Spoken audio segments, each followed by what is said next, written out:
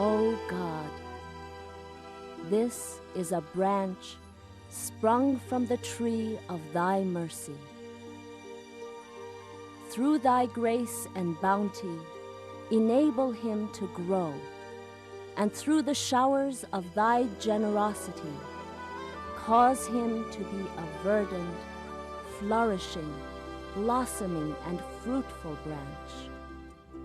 Gladden the eyes of his parents, thou who giveth to whomsoever thou willest, and bestow upon him the name Shoghi, so that he may yearn for thy kingdom and soar into the realms of the unseen. Abdul-Baha.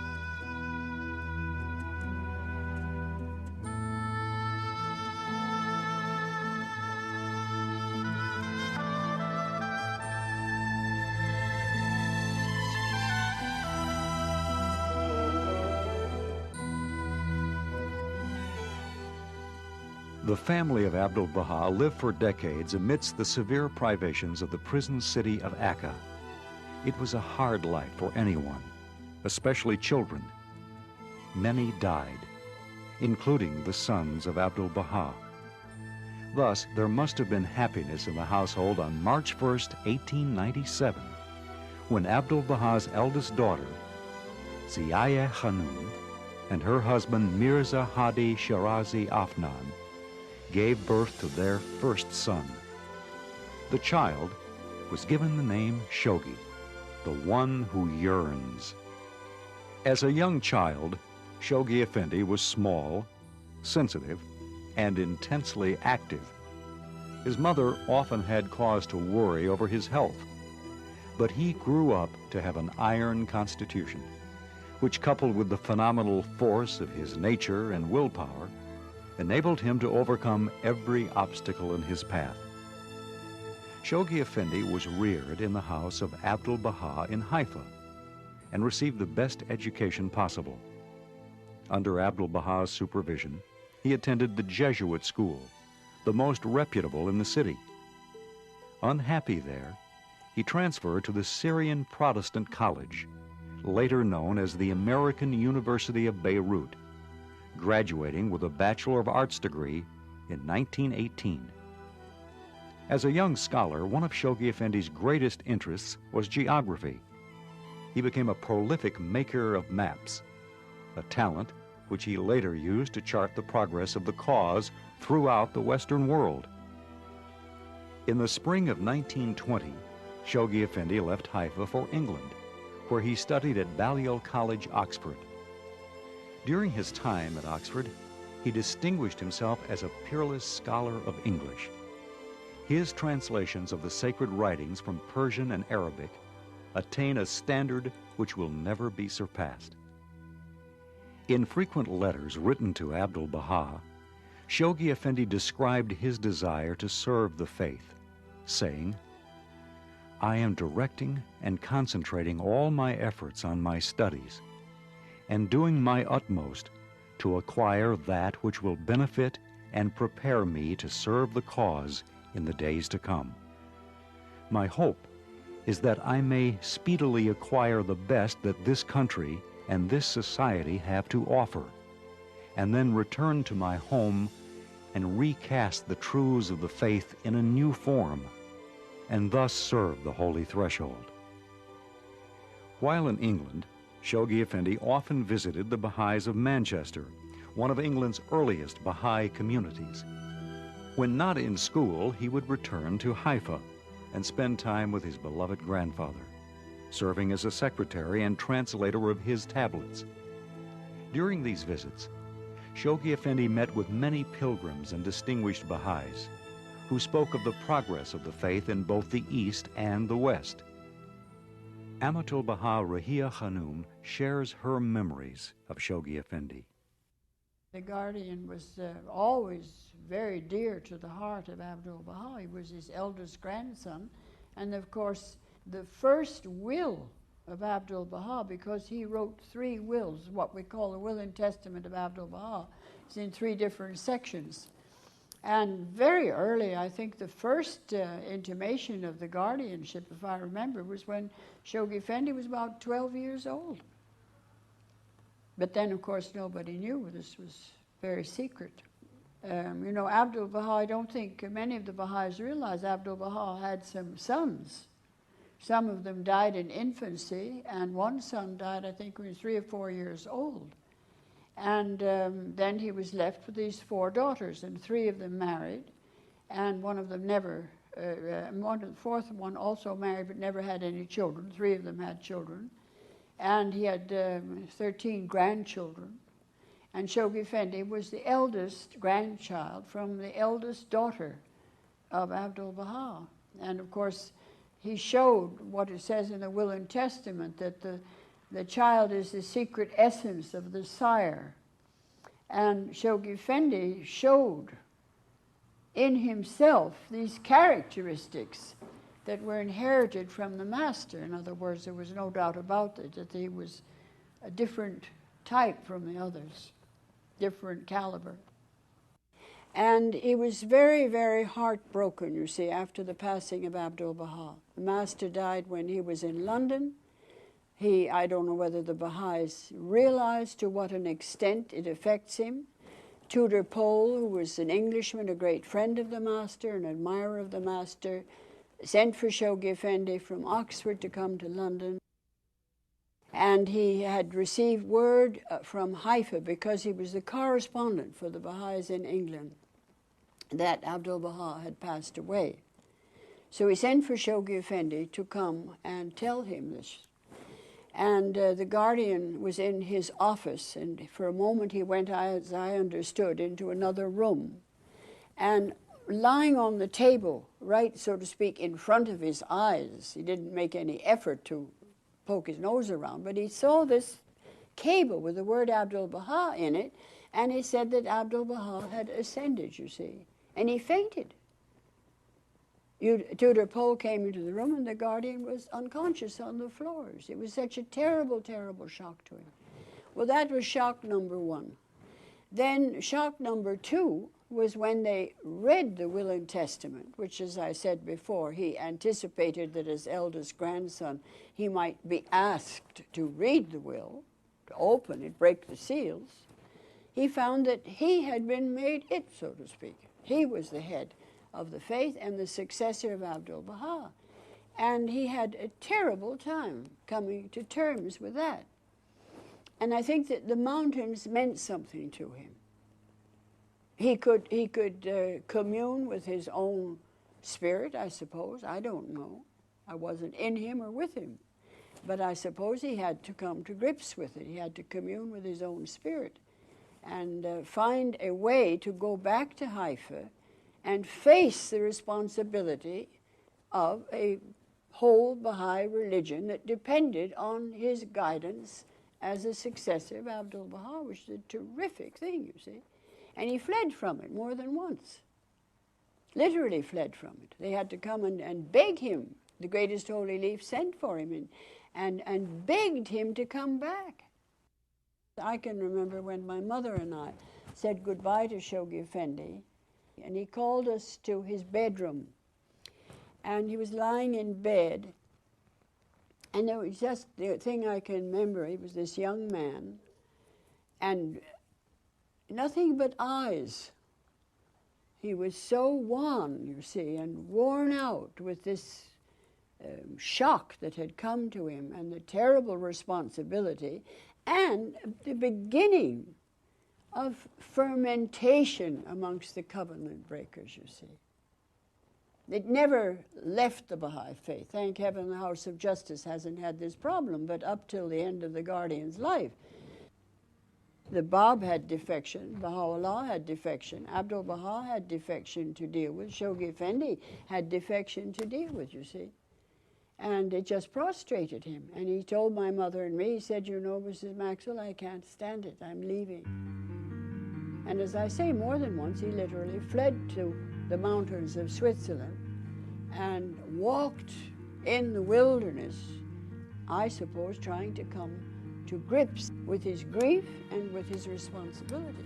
Tremendous thing. And then he just had this great love for the mountains and love for Switzerland, loved nature, but particularly the mountains. And I remember he told me that on one occasion he had walked over 2 of the great Swiss passes, and that it had rained very hard and he got drenched to the skin, and that by the time he walked down that pass and up the other pass, he was all dried off. I suppose from the wind, the sun perhaps, and from his own body heat from climbing and from walking. He had, as I said, a particular love for this country.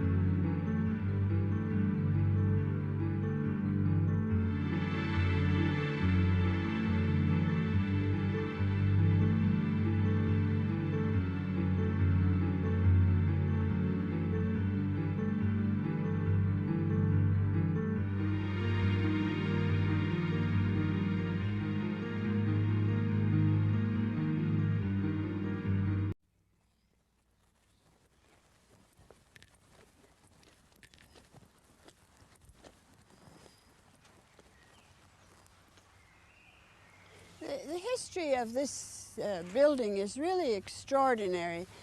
In 1890, approximately, Baha'u'llah came here, visited Haifa, sat here amongst those trees, and told his son Abdul-Baha, bring the body of the Bab, which had been hidden for 60 years in Persia, and bury it here, buy this land and bury it here. Abdul-Baha did this. He was a prisoner of the Turks. He was sometimes very strictly confined in the prison city of Akka, but he managed to buy this property, although he had practically just emerged from his imprisonment, to come and bury the remains of the Bab in 6 rooms of this building which he had constructed. Very simple rooms, but very firmly and well built. And he entombed the remains of the Bab that had been brought from Persia in 1909. In 1928, Shoghi Effendi added 3 more rooms here at the back, because he knew that it had to be symmetrical, 9 rooms with the body of the Bab in the center. And then in 1944, he unveiled the plan for the superstructure of the tomb of the Bab. My father was a very famous Canadian architect, and he was living here with Shoghi Effendi and me during the war and after the war. And the Guardian said, I want you to design this structure of the Bab Shrine. It was unveiled in 1944, and it was a very precious occasion. And then Shoghi Effendi announced that the model for the shrine of the Bab had been chosen. And he began the construction of this work in 1946. And all of this Shoghi Effendi supervised himself. I can't go into the details, but he had the whole project carried out directly under his supervision. He used to come, it was in war years when we had no pilgrims.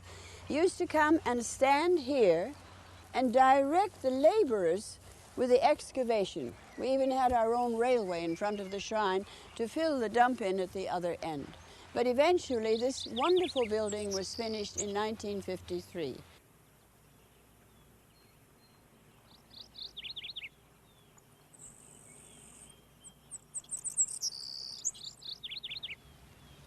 I don't think that the Baha'is appreciate the fact that this monument of the sister of Abdul-Baha, the greatest holy leaf, Bahia Khanum, is really the hub of all of this development that we are looking at the present time on Mount Carmel, except for the shrine of the Bab, which is, of course, the fixed point of the forerunner of the Baha'i faith. What people don't understand is that this tremendous love and respect that Shoghi Effendi had for his great aunt, for the sister of Abdul-Baha, his beloved grandfather, and the fact that he instructed that she should be buried here on Mount Carmel was the point of the development of this entire arc. Shoghi Effendi, first of all, had, when he was absent, his great aunt died. He was heartbroken, and he instructed exactly where she should be buried. Then, after my marriage, many, many years later, I think it was in 1941, if I remember correctly, he brought the mother and brother of his aunt, the greatest holy leaf, to be buried here on Mount Carmel, because she said, I always want to be buried next to my mother. And instead of taking the mother, the greatest holy leaf, over to the mother in the cemetery of Akka, which was really a horrible place, he exhumed the remains of the mother and the brother and brought them and built two more little Greek love temples, if you like, on top of their resting places. And eventually his grandmother, the wife of Abdul-Baha, was buried in this fourth grave. So that this is a cemetery. And I think it's very significant that what seems to be a place of light and beauty and joy and love is the center of a graveyard. And I think that one has to realize that the guardian himself laid all of these gardens out. He chose the position. He, with his own hands, I was present the night that he entombed these remains here with so much reverence and respect, and hundreds of Baha'is in torchlight gathered around while they were buried here. This place is so full of not only history, but of significance. Shoghi Effendi did almost everything himself. The interesting thing about this archives, which is the Museum of Baha'i Historic Objects, is that it was not only designed, as you can see, in the Greek style, based roughly on the proportions of the Parthenon, but Shoghi Effendi, the guardian of the Baha'i faith, did something I have never seen before in my life. He developed the whole garden in front of the building before it was built. And he built the building from the back into the empty space towards the front. So that when the building was completed, the whole garden was completed in front of it, and the trees were growing, and everything was beautiful. And he lived to see this. He didn't live to see himself to furnish the interior, but he lived to see this beautiful building that was really his conception. The architect said, I have nothing to do with this building. This building was designed by Shoghi Effendi. And it set the pace for all of these buildings on the Ark. What I don't think the Baha'is realize is that these gardens are the manifestation of the most extraordinary sense of proportion. Proportion is beauty. And Shoghi Effendi had this wonderful sense of proportion. You see it in the monuments, these beautiful graves. You see it in this building, which is surely something that if he had been alive, he would have approved of, because it is typical Greek in style. You see it in the gardens that he laid out. You see it in his writings. all of this work on these gardens he did himself. He had very little money. So every year he would do one section of the gardens according to his possibilities. And that's the charm of them, that they're not laid out like Versailles or one of the famous gardens of the world, all in one block like a landscape gardener. They are something that grew piece by piece. And this is the entire charm of the gardens. He used to stand here by the hour. He had all these palm trees planted by measurement by hand. He used to tell the gardeners, make a vajab. This is a vajab in Arabic, a span. He'd say, measure 5 vajabs. So the gardener would go along like that where there was 5. Then he'd say, plant the tree there. He said, make the path 1 meter 20 wide. Make the steps into the embankment so and so many steps. He used to ask me, how many steps do you think we need? And I would make him a paper model. And then he could see how the steps would look in one of these banks of flowers that he was working on. But he did the whole thing himself. And he did it at great economy because he was spending the money of the Baha'is of the world. And it's an example, frankly, to all of us.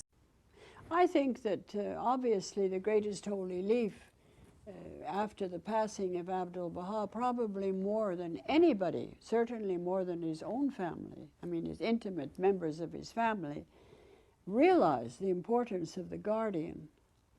And she was his mainstay. In fact, she was at one point everybody's mainstay. And there's a letter, if you go back to the early letters of Shoghi Effendi in the first volume of the Baha'i administration that was ever published, you find a letter written by the greatest holy leaf, you see, on behalf of Shoghi Effendi. Shoghi Effendi fled to the wilderness. He couldn't stand his sorrow and his burden. And he left the greatest holy leaf. And at that period, with this heavenly spirit and faith that she had, she took over, really being the central figure at that point of the Baha'i faith. If ever there was the meaning of a heavenly soul, it was the greatest holy leaf. The whole concept of Nazm-i-Badi, New World Order, was in the Guardian's writings in detail. He made the world order. He put before us, after all, the House of Justice is unrolling, so to speak, this carpet of the New World Order that was given us by the Bab and developed in the divine manifestation of Baha'u'llah, and interpreted and expounded, and the construction of it begun by Abdu'l-Baha, and then the implementation of so many details through his letters of the administration by the Guardian, you see. Now what is the House of Justice doing? It's going on unrolling this whole process. With that foundation, the House of Justice, we all know, constantly goes back to the words of the Guardian. Every communication that comes from the House of Justice, giving us the next step and the next measure of divine guidance, is based on what they have already had, and largely the interpretations of Shoghi Effendi about the administrative order. It's all there. Shoghi Effendi and I, probably because of kindness to me, because I've been brought up and studied painting from my childhood and so on, and I, of course, always wanted to go to art galleries and museums, and many times Shoghi Effendi, I think out of the goodness of his heart, would come with me. So we went to many art galleries together. He liked the great classic painters. He liked the Botticelli, Raphael, I don't know, the classical painters. And before I was married, you see, I was alone 15 minutes with Shoghi Effendi. I didn't know him at all. And I had no idea he was the guardian of my faith, and I adored him. And I had turned to him as a child when I heard that Abdu'l-Baha had died. And then we heard that we had appointed the guardian of the Baha'i faith, his grandson. And then I just turned my heart to him, and that went on to the end of my life. And then I found that Shoghi Effendi's taste was excellent. He loved music. All the master's family seemed to have a great love for music. And he could never have enough music. But he liked, for instance, his favorite opera was Madame Butterfly. And he liked Rigoletto. He liked Carmen to some extent, and Aida to some extent. But these were the things that he liked.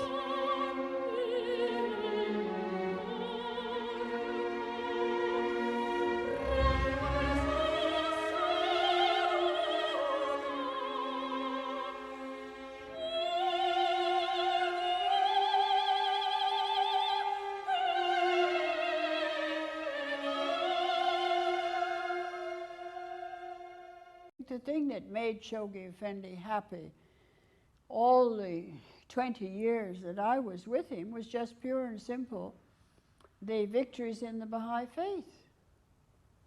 When you remember the inauguration of the 10-year plan, and then his appeal that 131 territories, islands, and important districts of the world should be open to the Baha'i faith. And the conquest of the planet by these Knights of Baha'u'llah, I gave them that beautiful title, you see, was tremendous. This brought him great joy. Then he wanted to have a national Baha'i center for every Baha'i country in the Western Hemisphere. And Mrs. Collins contributed very heavily to that, the hand of the cause, Millie Collins, who lived with us. And she was a heavy contributor to that. And that brought great joy to his heart, that we could have these national Baha'i centers could be raised up all through Latin America, North America. It was another source of happiness. Then when he found that the contributions were coming in for the Kampala Baha'i Temple. And of course the victories of Martha Root, whom he called the star servant of the faith, are so great because she taught the first ruler of the world the Baha'i faith. And then these wonderful testimonials of Queen Mary of Romania brought great joy to the heart of Shoghi Effendi. So that anything that was a victory for the faith, the Baha'is accomplishing their goals, the Baha'is fulfilling the opening the 131 virgin territories on the planet, to the message of Baha'u'llah through the pioneers, you see. All of these things brought great happiness and satisfaction to Shoghi Effendi. But we had, as I say, some very wonderful things happen at the Pilgrim House table, and one of them was a Baha'i who was a Knight of Baha'u'llah for, where was it? The Orkneys, yes, the north of the islands north of Great Britain. Charles Dunning. And he looked very much like Popeye the Sailor. he did. He was pigeon-breasted, which is a very graphic description in English, but you have to know your English very well. It means people who are like a pigeon, you know. The bones are developed here in the narrow shoulders. And he had a mug, looked, as I say, remarkably like Popeye the Sailor. And we knew that he was coming. We knew that he was one of the Knights of Baha'u'llah, but in those days the airplane service was only once perhaps or twice a week from different places. So we never knew exactly when the Pilgrim was coming. We knew that they were coming the third week, say, of January, but we didn't know which day. So the doorbell of the Pilgrim House rang, and Mr. Ioas told us afterwards he went and opened the door, and he saw this little man standing there with a big, heavy turtleneck sweater and a mug, because really Charles had a face that was like a mug, and a little runt of a fellow. And he thought that he was probably a bum. So he was going to say, you know, we're not interested. And then he looked at him, and he knew we were expecting Charles Dunning. So he said, "I'm Charles Dunning." Asked him who he was. Said, "I'm Charles Dunning." Well, then, of course, he was brought in and shown his room, and he came down to dinner with the guardian and so on. And the guardian was so entranced with that man. He was a very, very simple man. And as I say, Shoghi Effendi sat here, and he put Charles there, because Charles was the Knight of Baha'u'llah. And he always put the prominent Baha'i here, for one, whatever they were, their position as a hand or a Knight of Baha'u'llah or an elderly woman or whatever, they went there. So Charles, I'll be the head now, and Charles was sitting here and the Guardian was there. And he just adored the Guardian, and he'd lean over like this. He said, "Guardian, do you remember when you wrote that? You remember that?" And his finger was under Shoghi Effendi's nose like that. And Shoghi Effendi was enraptured with this man. So he leaned on the table like this, you see, smiling into Charles's face, and Charles's finger under his nose. "Guardian, you remember you said that?" Oh, it was so adorable. And then when we went home, Shoghi Effendi said to me, "Oh, I like that man so much." He just loved Charles. That was very interesting, light on the Guardian. Then we had another Baha'i. He was the first Baha'i from America. And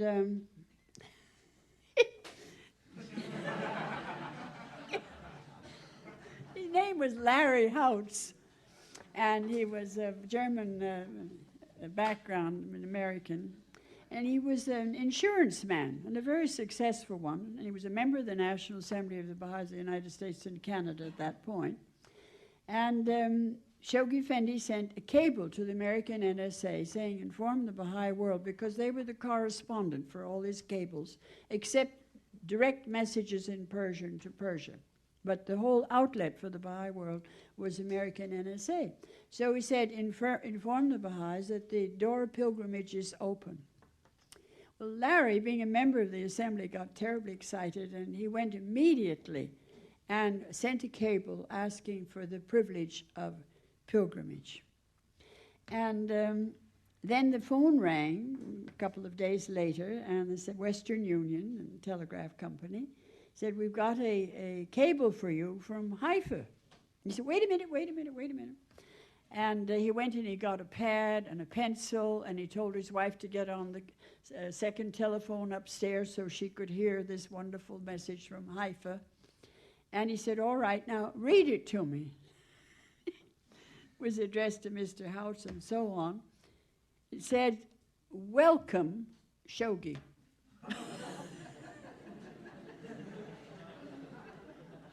Very interesting.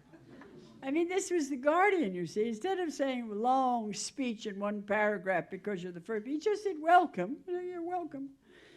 And then he signed it, Shoghi, which is the way he signed everything, and that was that.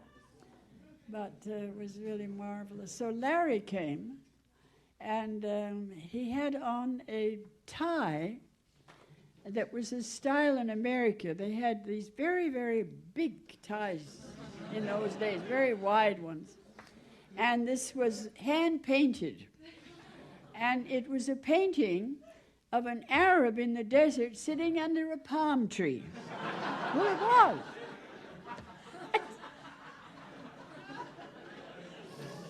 So he was sitting opposite the Guardian, and I saw this happen, you know, and Shoghi Effendi's eye would go to that time. Immediately remember his dignity and sit up straight and, you know, go on with his lecture on the Baha'i faith. Look again at time. I know the Guardian used to wake up very early, which I deplored because he didn't get enough sleep, and he had such tremendous amount of nervous strain and anxieties and responsibilities. But he would wake up about dawn, and when he had finished seeing the Pilgrims and we got home and he had gotten to bed, it may have been, say, 10 o'clock, so he didn't have very much rest. And of course, as the years went by, he had much less rest because the demands on his time were greater, and the expansion of the cause constantly preoccupied Shoghi Effendi. And in the end, he worked all the time. He worked in London till the day that he died.